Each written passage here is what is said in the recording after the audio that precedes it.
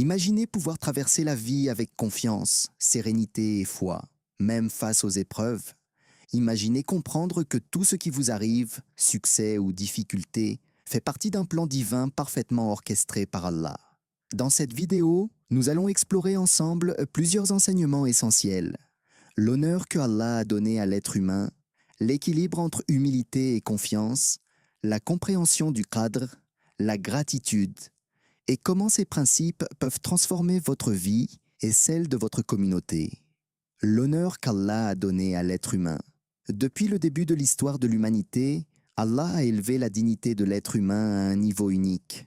Contrairement aux autres créatures, l'homme a reçu des capacités extraordinaires. La raison, le discernement, la volonté et la possibilité de choisir le bien et le mal. Chaque âme humaine est précieuse et chaque vie possède un sens profond.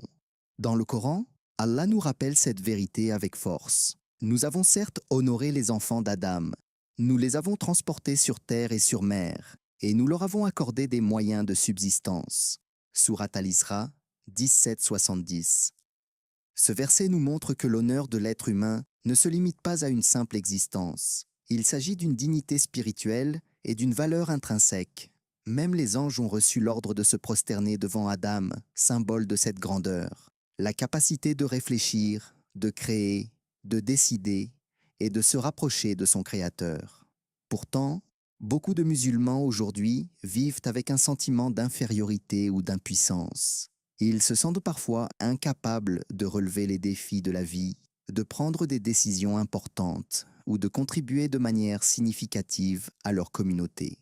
Cette perception est un mensonge subtil qui nous éloigne de notre potentiel réel. Allah n'a pas créé l'homme faible ou inutile. Au contraire, il lui a donné des outils pour agir dans le monde, l'intelligence pour comprendre, la volonté pour choisir et la responsabilité pour diriger sa vie avec sagesse.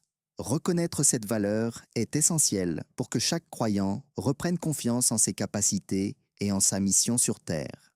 Comprendre l'honneur divin de l'homme transforme le regard sur soi-même.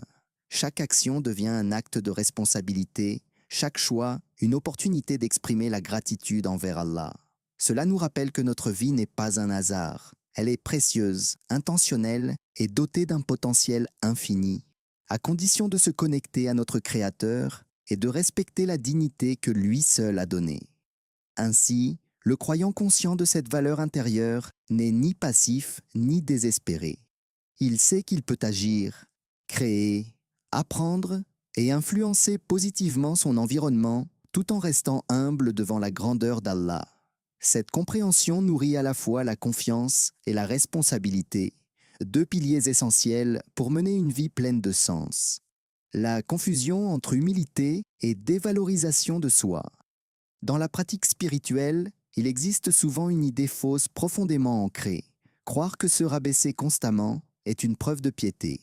On entend parfois des phrases comme « je ne vaux rien » ou « je suis un pécheur faible », répétées sans cesse, comme si la répétition de l'auto-dévalorisation pouvait purifier le cœur. Mais l'islam enseigne une humilité authentique qui est très différente de l'autodégradation. La vraie humilité ne consiste pas à nier la valeur que Allah a donnée à l'être humain. Elle consiste à reconnaître que tous les talents, toutes les compétences et toutes les qualités viennent d'Allah, tout en utilisant ses dons pour accomplir le bien. Se considérer constamment comme inutile ou incapable ne renforce pas la foi. Au contraire, cela peut semer le désespoir et l'inertie spirituelle. La foi authentique implique d'accepter ses limites, de reconnaître ses erreurs, puis de se relever et d'avancer, avec confiance en la guidance et la miséricorde d'Allah. Le Coran nous offre un guide clair sur cette attitude équilibrée. Et ne sois pas faible et ne pleure pas, et sois ferme dans la foi. Surat Al-Imran 339. Ce verset nous enseigne que l'humilité doit s'accompagner de force intérieure et de confiance. Se dévaloriser continuellement n'est pas une vertu. C'est une incompréhension de la modestie et de la piété. L'islam encourage le croyant à reconnaître ses défauts, à demander pardon et à progresser, tout en restant conscient de la grandeur et de l'honneur qu'Allah lui a accordé. Ainsi, l'humilité véritable est un équilibre. Reconnaître ses imperfections, sans tomber dans le pessimisme ou le mépris de soi. Être conscient de la dépendance totale envers Allah, tout en utilisant ses dons et compétences pour faire le bien. Se corriger, s'améliorer et participer activement au monde avec responsabilité et foi. Se rabaisser de manière excessive ne reflète ni la piété ni la sagesse. C'est un malentendu spirituel. La vraie humilité, au contraire, nourrit la confiance en soi dans le cadre de la soumission à Allah et de la reconnaissance de sa sagesse. Oublier Allah conduit à oublier sa propre valeur. L'être humain a été créé avec une dignité et un potentiel immense.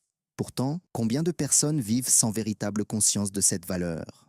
Une cause profonde réside dans l'éloignement de leur Créateur. Lorsque quelqu'un oublie Allah, il finit par s'oublier lui-même.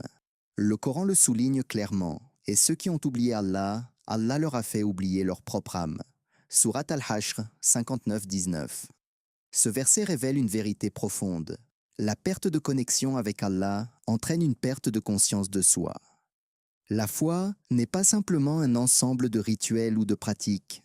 Elle est une lumière qui guide l'âme et rappelle à l'homme pourquoi il existe, quel est son potentiel et quelle est sa mission dans le monde. Quand quelqu'un s'éloigne de cette lumière, il peut se sentir vide, inutile ou incapable de faire le bien. Ses talents, ses capacités et ses bénédictions passent inaperçus et son cœur devient fragile face aux difficultés. Même les réussites peuvent sembler insignifiantes lorsqu'elles ne sont pas reliées à Allah et à sa sagesse. Se reconnecter à Allah par la prière, la gratitude et la méditation sur ses signes permet à l'être humain de redécouvrir sa valeur et son rôle dans l'existence. Il comprend alors que sa vie a un sens, que ses efforts ont un impact et que ses choix peuvent refléter la sagesse et la miséricorde d'Allah. En d'autres termes, connaître Allah et se rappeler de lui régulièrement n'est pas seulement un acte d'adoration, c'est un moyen de révéler son potentiel et de retrouver confiance en soi. La foi devient alors une force intérieure, un moteur pour agir avec responsabilité, patience et optimisme, même face aux épreuves. Ainsi, oublier Allah, c'est se perdre soi-même. Mais se souvenir d'Allah, c'est s'élever, se respecter et comprendre la grandeur et le rôle unique que chaque être humain peut jouer dans le monde. Le sentiment d'impuissance dans la communauté musulmane. Un problème trop souvent invisible, mais profondément enraciné dans certaines communautés, est la mentalité d'impuissance. Beaucoup de musulmans pensent que leur situation est immuable, que leurs efforts ne servent à rien et que tout est déjà perdu. Parfois, cette attitude est justifiée à tort par le destin ou le cadre, comme si comprendre le plan d'Allah signifiait rester passif face aux défis de la vie. Mais cette perception est une distorsion de l'enseignement coranique. Allah nous a donné la capacité de réfléchir, de décider et d'agir. Le destin n'est pas une excuse pour l'inaction. Il est un cadre divin à l'intérieur duquel nous devons exercer notre responsabilité et notre effort. Le Coran le rappelle, dit « Agissez, Allah verra vos actions, et son messager, ainsi que les croyants. » Surat At-Tawbah 9, 105. Chaque action a un poids, chaque effort a une valeur. L'histoire de la civilisation islamique en témoigne. Lorsque les musulmans ont compris leur potentiel et leurs responsabilités, ils ont construit des sociétés florissantes, des avancées scientifiques majeures et des structures sociales harmonieuses. L'action consciente, guidée par la foi et la gratitude envers Allah, transforme le monde autour de soi. En revanche, le fatalisme et la plainte constante étouffent la créativité, paralysent l'initiative et nourrissent le pessimisme collectif. Le sentiment d'impuissance devient contagieux et peut freiner tout progrès, non seulement personnel, mais aussi communautaire. Retrouver une mentalité constructive, basée sur la foi active et la confiance dans le potentiel qu'Allah nous a donné, est essentiel pour l'avenir de chaque individu et de la communauté dans son ensemble. Chaque musulman possède la capacité de contribuer au bien, de relever les défis et de transformer sa réalité, à condition de combiner efforts sincères et reliance à Allah. Ainsi, comprendre le cadre ne signifie pas rester immobile. Au contraire, c'est agir avec conscience, énergie et responsabilité, tout en plaçant sa confiance en Allah pour les résultats. Cette approche allie sagesse, foi et action et permet à la communauté de se relever, de progresser et de briller, même face aux difficultés. L'importance de chercher un savoir et une direction claire. Dans la vie quotidienne, beaucoup de gens cherchent des conseils, mais pas toujours de la bonne manière. On voit souvent des phrases comme ⁇ Donne-moi un conseil ⁇ ou ⁇ Que dois-je faire ?⁇ sans que la personne ait réellement réfléchi à ce qu'elle veut accomplir. Ce type de question montre une absence de direction claire et par conséquent une difficulté à transformer le conseil reçu en action concrète. En revanche, celui qui pose une question précise, qui demande des conseils pour atteindre un objectif spécifique, démontre déjà une intention sérieuse de progresser. Cette approche reflète une mentalité active et responsable. Elle combine réflexion, préparation et volonté de mise en pratique. Dans l'islam, la recherche du savoir n'est pas seulement une accumulation de connaissances, elle est un moyen de structurer sa vie selon la guidance divine. La connaissance doit être ciblée, appliquée et accompagnée de réflexions sur sa mission personnelle. Chaque croyant est invité à identifier ses objectifs, à discerner ce qui est bénéfique pour son âme et pour la société, puis à chercher un savoir qui lui permet de concrétiser ses objectifs. Le Coran insiste sur l'importance de cette démarche réfléchie, dit « Sont-ils égaux, ceux qui savent et ceux qui ne savent pas ?» Sourate Az-Zumar 39, 9. La distinction ici est claire. La valeur réside dans la connaissance appliquée avec intention, pas dans le simple fait de recevoir ou d'entendre des conseils vagues. La direction et la clarté d'objectifs permettent au croyant de transformer son apprentissage en actions concrètes et bénéfiques, plutôt que de rester bloqué dans l'incertitude ou la procrastination. Ainsi, chercher le savoir de manière ciblée devient un acte de foi. Cela montre une conscience de sa responsabilité individuelle, un désir de progresser spirituellement et matériellement, et une volonté de vivre en harmonie avec la guidance d'Allah. Chercher des réponses sans but précis, c'est comme marcher dans le désert sans boussole. Mais réfléchir à sa mission, poser des questions ciblées et s'inspirer de la sagesse coranique, c'est comme trouver un chemin clair vers une vie de réussite et de sérénité, alignée avec la volonté d'Allah. L'équilibre entre confiance et humilité. Beaucoup de gens pensent à tort que la confiance en soi et l'humilité sont des qualités opposées. Certains croient que pour être humble, il faut se rabaisser et douter de ses capacités. D'autres pensent là que la confiance exige de l'orgueil ou de la fierté. Mais la vérité est que l'islam appelle à un équilibre parfait entre ces deux dimensions.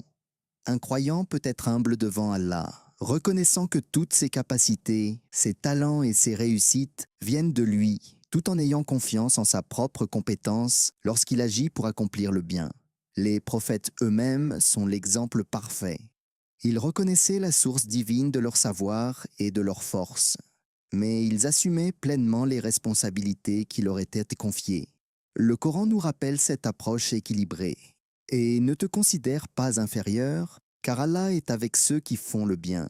Sourate An-Nahl 16, 128. La véritable confiance ne consiste pas à ignorer ses limites ni à agir par vanité. Elle consiste à utiliser les dons qu'Allah nous a accordés pour servir les autres, faire le bien et influencer positivement le monde autour de nous. Quand cette confiance est accompagnée de gratitude, elle devient une force lumineuse, capable de transformer non seulement la vie d'un individu, mais aussi celle de toute une communauté. En pratiquant cette double posture, humilité envers Allah et assurance dans l'action, le croyant évite les deux pièges. La dévalorisation de soi qui paralyse et l'arrogance qui éloigne de la guidance divine. Cette approche permet de vivre avec sérénité, responsabilité et impact positif. Ainsi, la confiance et l'humilité ne s'annulent pas, elles se complètent. La gratitude devient le fil conducteur qui relie ces qualités et permet au croyant d'agir avec assurance tout en restant profondément ancré dans sa foi. En fin de compte, ce message nous rappelle une vérité profonde. Allah nous a créés avec honneur, potentiel et responsabilité. Le croyant ne doit ni tomber dans l'orgueil, ni se perdre dans le sentiment d'infériorité. Il marche avec humilité devant son Seigneur, mais avec confiance dans les capacités qu'Allah lui a accordées. Ô Allah, rappelle à nos cœurs l'honneur que tu nous as donné. Renforce notre foi et purifie nos intentions. Accorde aux musulmans la sagesse, la confiance et la patience. Guide-nous vers ce qui te plaît et fais de nous des serviteurs qui utilisent leur talent pour le bien de l'humanité. Ô Allah, pardonne nos fautes et rapproche-nous de toi. Amin.